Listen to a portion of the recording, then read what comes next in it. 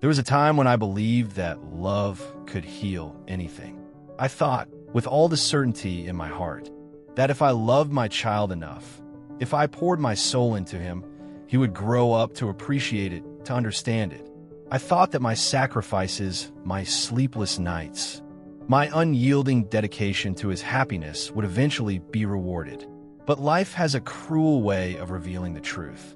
And what I never imagined was that the one person I had given everything to, the one person I trusted with my entire being, would one day plan to end my life for money. And what's worse, he would do so with the chilling, calculating precision of a stranger, one who had never known a mother's love. It was just another evening when I called Lucas. The sun had dipped below the horizon, casting a golden glow through the windows of my living room. I could hear the hum of the television in the background, the soft murmur of the world outside my little house. But all I could focus on was him. Lucas, my son, the one I had held in my arms since he was a newborn, the one I had raised with tender care, hoping that one day he would see me for who I truly was. But in that moment, I didn't know that the son I had loved so deeply was already planning my demise. Lucas, I just wired $300,000 to your account, I said, my voice steady but warm. Make sure to get some supplements for Claire. Take care of her and the baby, okay? He had just gotten married, and with the news of Claire's pregnancy, I felt a deep sense of pride and joy. At least, that's what I told myself. I wanted to believe that they were starting a family, that my son was stepping up to be the man he needed to be. I didn't know then that my trust was being manipulated, that my generosity was being used against me. Lucas chuckled on the other end, his voice light, almost too carefree for my liking. Of course. Mom, I'm going to be a dad now. Don't worry. I'll take care of Claire and the little one. His words sounded so sincere, so convincing. But deep down, I felt an odd unease, like a knot tightening in my chest. Still, I ignored it. I had always been so proud of him. He was my son, and I wanted to believe in the man he was becoming. All right, Mom. Gotta go. Busy here, Lucas said abruptly, cutting me off before I could say anything more. There was no thank you, no acknowledgement of the love behind my gesture, just a cold dismissal. I felt a pang of disappointment settle in my throat, but I forced a smile. Okay, love you, sweetheart, I said, my voice betraying none of the hurt I was beginning to feel. And then, just before I hung up, I heard it. The voice of Claire, faint but clear in the background. Finally, the old woman sent the money. The words hit me like a slap across the face.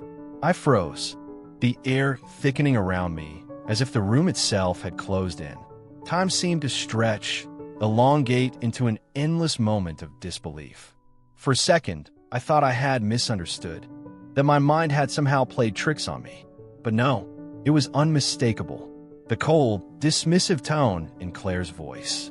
The sharpness of her words. It was real. She's too damn cautious, Lucas said, his voice low but filled with disdain. We had to fake a pregnancy just to get that money. I felt my heart plummet, crashing into the pit of my stomach. I had trusted him. I had given him everything, my money, my time, my love. I had been there for him when he had nowhere else to turn, when his gambling debts piled up, when he needed a shoulder to lean on. Each time, I bailed him out.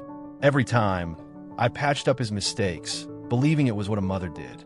I believed that one day, he would see the love I had given him, and that would make everything worth it.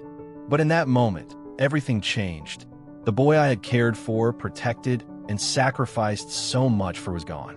The person on the other end of the phone was a stranger, someone who could deceive me so effortlessly, someone who could callously dismiss me as just a source of money.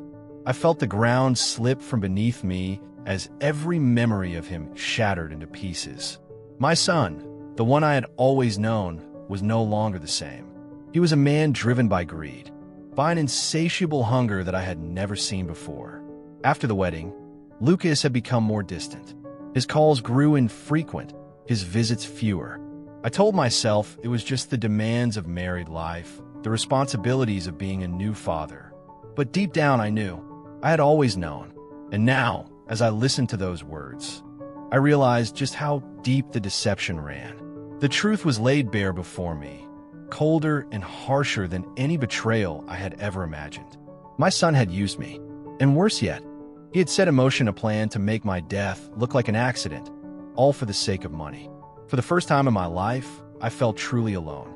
I hung up the phone, my hands trembling as I stared at the device in my palm. I couldn't breathe. The world around me seemed a blur. My son, my own flesh and blood, was plotting my end. But what he didn't know was that I wasn't as helpless as he thought. I had already set my own plan into motion, and it was time for him to see that sometimes the ones you trust most are the ones you need to be most careful of. This game was far from over, and now the real deception would begin. I sat there in the dim silence of my living room, the weight of what I had just overheard sinking deep into my chest. The walls, once a comfort, now felt like they were closing in on me. The words echoed in my ears, and it was as though time had stopped. They were discussing my money, my hard-earned money, and laughing about it like it was nothing. My son, flesh and blood, the person I had given everything for, the one I had shaped my entire life around. And there he was, standing with Claire, his wife. Her voice, sweet, rehearsed, so utterly fake, floated to me. "She'll be easy to deal with," Claire said, her tone light, almost too light. "Once we get the house, we could do whatever we want." My heart ached, the weight of betrayal suffocating me. How could this be happening? How could someone I had loved so unconditionally, someone who I had sacrificed everything for, now look at me like I was some kind of obstacle to their dreams? To hear them casually speak about my life, as though I was just a pawn to be moved around, it shattered me in ways I couldn't begin to describe. And as I sat there, frozen, I realized with a sinking dread that my son, the very person who had been my world, had already made his decision, and I was no longer a part of it. It wasn't the first time I'd felt the sting of being discarded, but it was certainly the most painful. 2 days later, they came. The knock on the door was soft, almost hesitant, but it was the first knock I had heard in years. The sound reverberated through the house, and my heart skipped a beat.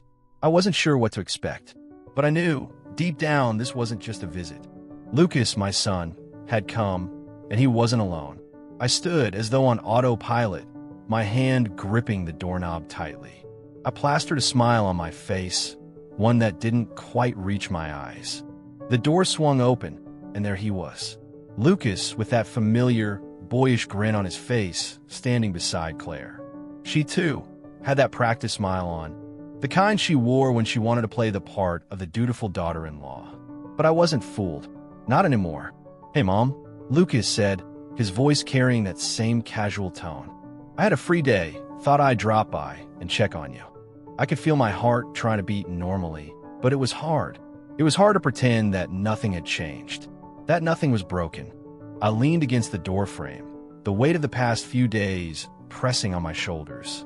"How thoughtful of you," I said, the sweetness in my voice thin and brittle. I hated myself for sounding so polite, but I wasn't about to let them see the cracks. Not yet. Claire stepped forward, her voice honeyed with false sincerity. "You have no idea, Helen. Lucas talks about you all the time. He's just been so swamped with work. It's been hard to find time to visit." Her words slid off me like water on glass. The more she spoke, the more I could feel the walls they were trying to build around me. Walls made of lies, of manipulation. And yet, I played along. For now. "Well, it means so much to me," I said softly, my hand brushing against Lucas's arm as though nothing had shifted, as though nothing had changed. But I knew. Oh, I knew. Their act wasn't fooling me.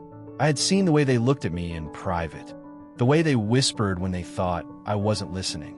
I had been a mother, a protector for so long that I could see right through them now. But I would not reveal my hand just yet. I smiled. Let them believe they had me fooled. Once inside, it didn't take long for them to get to the real reason for their visit. They didn't want to waste time on pleasantries. Lucas, his voice casual, almost dismissive, mentioned it like it was just another part of the day. "We were thinking, it's just that the apartment's too small now, with a baby on the way," he said, as though the words were just floating out of his mouth without a second thought. "We were thinking maybe we could move in here for a while." The words hit me like a slap, but I didn't flinch. I didn't let him see how deeply his request had cut me. I stood there, my mind racing as I stared at them both. A part of me wanted to shout, to scream, to ask how they could be so cold. But I didn't. Not yet. I let the silence hang between us for a moment, my smile soft, controlled, as I nodded. "Of course," I said, as if the decision was nothing more than a passing thought. As if it were as easy as breathing. It was their mistake. The mistake of thinking I was weak. The mistake of thinking I would fall for their game. They believed I was still the woman who would do anything for her son, who would bow to whatever they asked. But they underestimated me. I was ready for them this time, ready to play the part of the doting mother. But inside, I was already planning my next move. I wasn't about to let them take everything I had worked for, not without a fight. And so, with a smile that hid the storm brewing inside me, I welcomed them in. Let them think they had me. Let them believe they could manipulate me into doing what they wanted. But the game had changed. This time, it wasn't just about survival. This time, it was about reclaiming everything they thought they could take. The days that followed were a twisted display of forced sweetness. Claire, usually so cold and calculating, suddenly became the picture of domestic bliss. Every morning, she would cook breakfast, serving it with an artificial smile that didn't quite reach her eyes. She had become the perfect housewife, and Lucas, my own flesh and blood, had turned into the perfect son.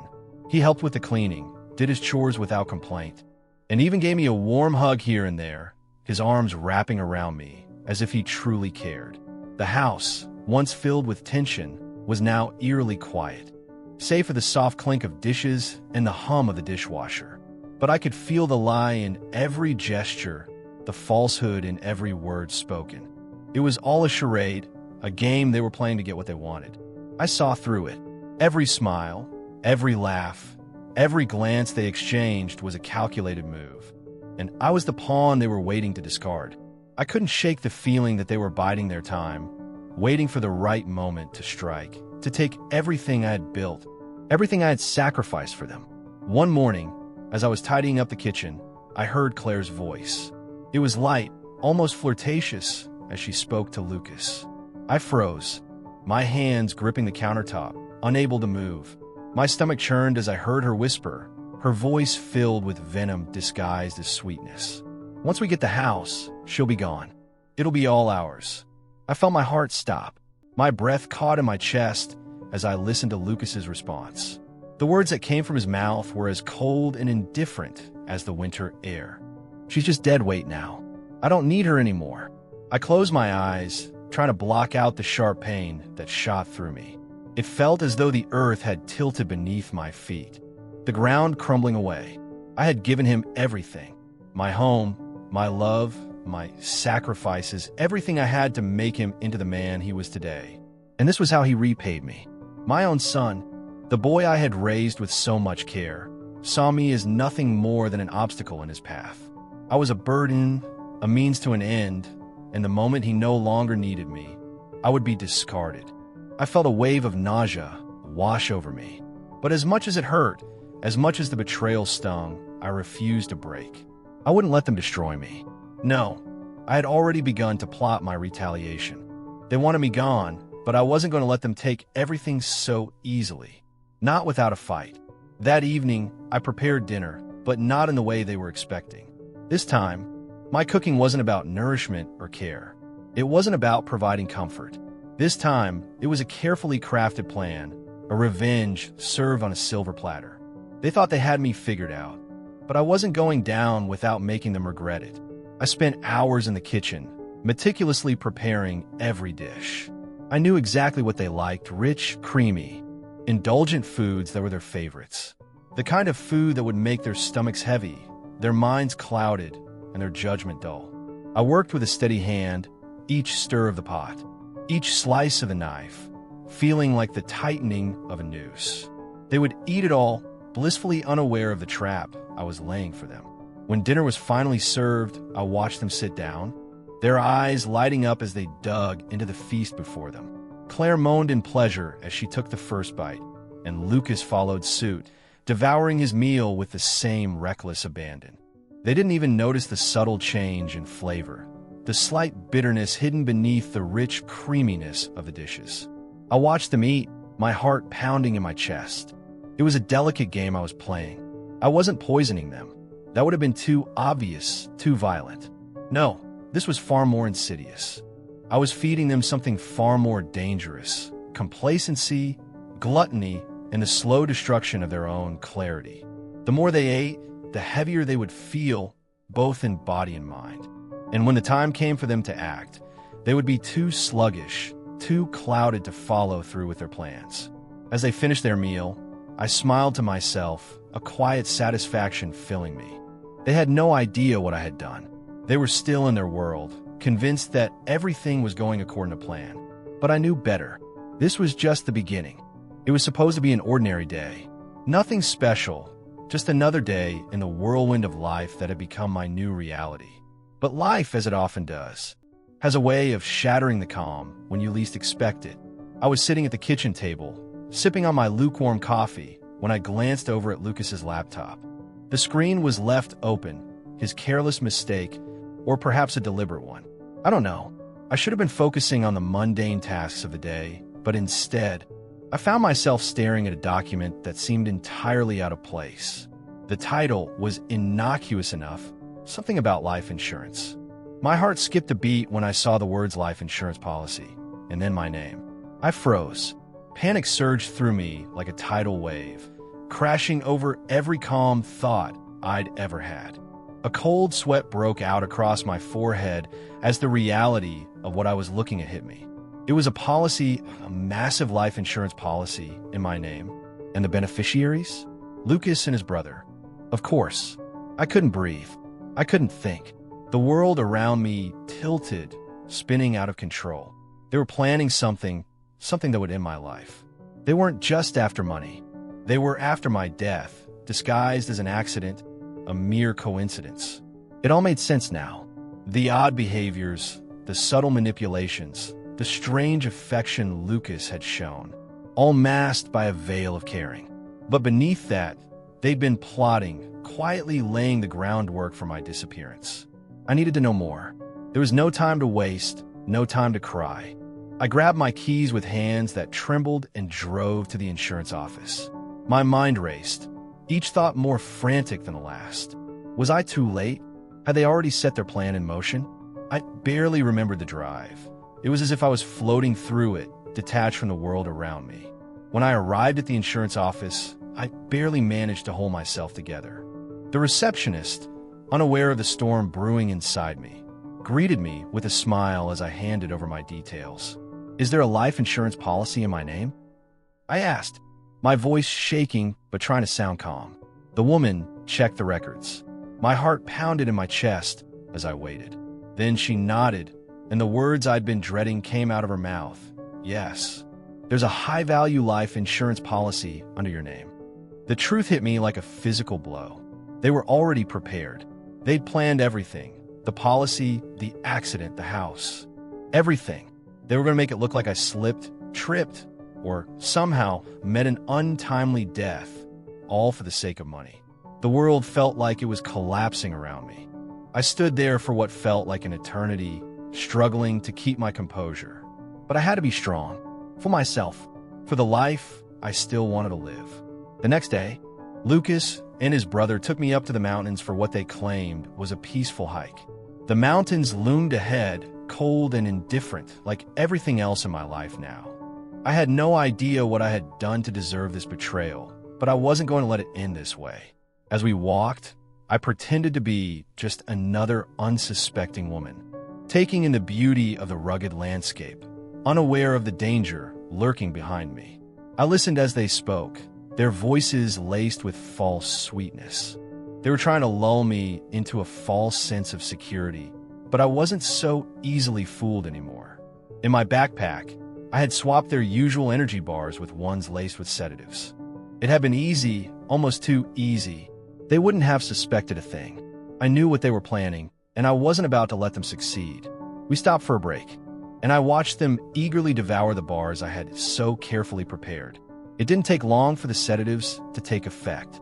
One by one, they slumped to the ground, unconscious, completely unaware of the fate they had set in motion for me. For a moment, I just stood there, watching them. They were so vulnerable now, lying there in the dirt. The tables had turned, but I wasn't about to leave them to wake up in confusion. No, I needed to hear it all. I needed to know just how far they were willing to go. I crouched down behind a large rock, staying out of sight, and listened carefully as they began to whisper. Their voices were hushed, but I could hear every word, every betrayal. They spoke about taking the house, about how easy it would be to just sell it and live out the rest of their lives on the money they'd make from my death. It was chilling to hear it all laid out so casually, like it was nothing more than a transaction to them. And in that moment, the weight of everything I'd been carrying suddenly lifted. I wasn't just a pawn in their game anymore. I wasn't going to let them win. I stood up, my legs steady beneath me, and took a deep breath. I walked away from them, letting them think their plan had worked. Let them believe they had me where they wanted me. I didn't need to finish the job. I didn't need to prove anything to them. I left them there unconscious and made my way back down the mountain. It was a long walk, but I was calm now. I had a plan of my own, a new chapter waiting for me. I wouldn't let them take anything from me. Not my life, not my house, not my future. When I returned home, everything was different. The house, which had once felt like a prison, now seemed like a place of freedom. They had nothing but the destruction they had wrought for themselves. And it was time to let them face the consequences of their actions. I had won. The house wasn't ours. The money wasn't ours. And for once, I realized that none of it mattered. For so long, I had been obsessed with what I didn't have, chasing things that were beyond my reach, things that promised to fill the emptiness inside me. I thought the house, the wealth, the material things were what I needed to feel whole, but I was wrong. In that moment, sitting alone in the quiet aftermath of everything I had lost, it dawned on me. What I needed wasn't a house or money. What I needed was something far more precious, the chance to reclaim my life, to reclaim myself, to rediscover who I was beyond the labels, beyond the roles I had been forced into. I needed to break free from the chains I had wrapped around myself, the ones that had kept me tethered to a life I didn't recognize anymore. I wasn't sure how to begin, but I knew I had to try. It was later that evening when my phone rang, pulling me from the haze of my thoughts. It was Leonard. His name on the screen was a reminder of the unexpected presence he had become in my life. Someone who, in the midst of all the chaos, had quietly walked in without making a fuss. A man who simply wanted to stand by my side. No strings attached, no expectations. I never expected someone like Leonard to enter my world.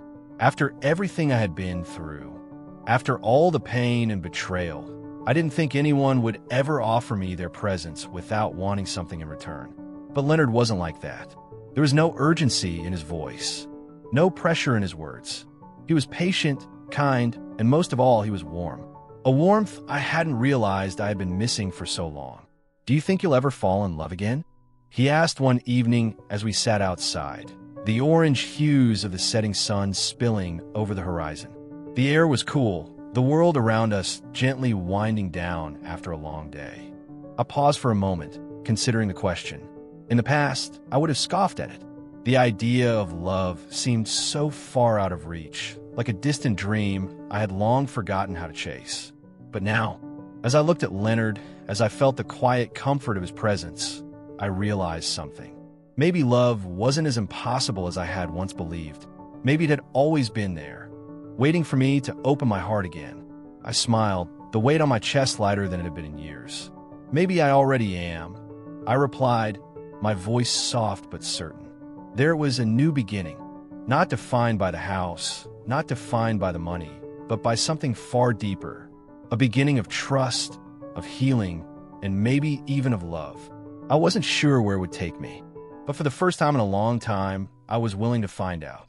In Leonard's quiet strength, I saw the possibility of something more than I had ever imagined. Maybe this was the start of something new, something real, and maybe, just maybe, it was enough.